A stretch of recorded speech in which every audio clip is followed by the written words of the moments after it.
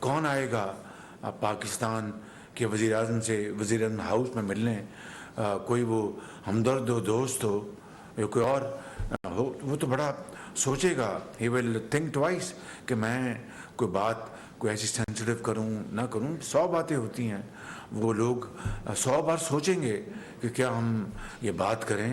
یہ ہماری تو آواز یہاں پر ریکارڈ ہو رہی ہوگی. تو یہ میری بات نہیں ہے، وزیر اعظم ہاؤس کی بات نہیں، یہ پاکستان کی 22 کروڑ عوام کی عزت کی بات ہے، اسٹیٹ آف پاکستان کی عزت کی بات ہے. ہائی پارٹ کمیٹی میں بنا رہا ہوں جو کہ اس سارے معاملے کی پوری تحقیق کرے گی اور اس کی تہہ تک پہنچے گی انشاءاللہ. کوئی سفارش نہیں ہے مریم نواز کی. کوئی مجھے نہیں انہوں نے سفارش کا کہا، مجھے نہیں نے کہا کہ انکل آپ فیور کریں. مجھے وہ بیٹی انکل کہتی ہے کہ آپ فیور کریں. بتائیے مجھے کہ اس طرح رائی کا پہاڑ بنا دینا یہ مناسب نہیں. یا تو آپ یہ کہیں کہ ہاں شہباز شریف تم نے یہ فیورٹزم کیا تو میں حاضر ہوں، جو آپ سزا دیں گے میں قبول کر لوں گا. جب انہوں نے آرمی چیف کو ایکسٹینشن دی تو مشورہ کیا تھا انہوں نے ہم سے. جو آئین اور قانون جو ہے اس کو سب فالو کریں گے اور کرنا چاہیے. That's it. اس وقت ایک بڑا کرٹیسزم ہوا کہ آپ نے لنڈن میں پارٹی قائد میاں محمد نواز شریف کے ساتھ اس معاملے کو ڈسکس کیا، اور وہ مسلسل اس بات کو ایشو بنا رہے ہیں کہ نہیں، میرے وہ قائد ہیں میاں نواز شریف، اس میں کرٹیسائز کرنے کا کیا جواز ہے؟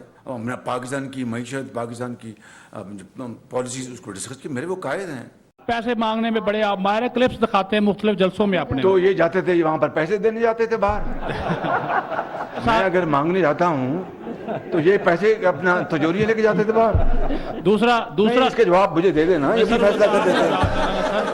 اب باہر جاتے ہیں تو وہ کہتے ہیں کہ یہ مانگنے آئے ہیں، یہ دوستی حال چال پوچھ نہیں، مانگنے آئے ہیں بالکل. تو ان کا یہ مجھ پہ الزام، اپنے چہرے کو آئینے میں دیکھیں کہ کیا جب یہ 4 سال جو رہے ہیں یہ جا کے تجوریاں ان کو دیتے رہے.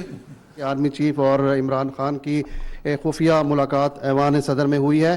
آپ کو اس کا علم تھا؟ اگر تھا تو پھر کیا آپ سمجھتے ہیں کہ ایوان صدر میں آپ کے خلاف کوئی سازش ہو رہی ہے؟ رہی بات ایوان صدر کی تو آپ، مجھے نہیں پتا، آپ یہ چاہتے ہیں کہ وہ بھی آڈیو لیک ہو جائے، یہ چاہتے ہیں آپ؟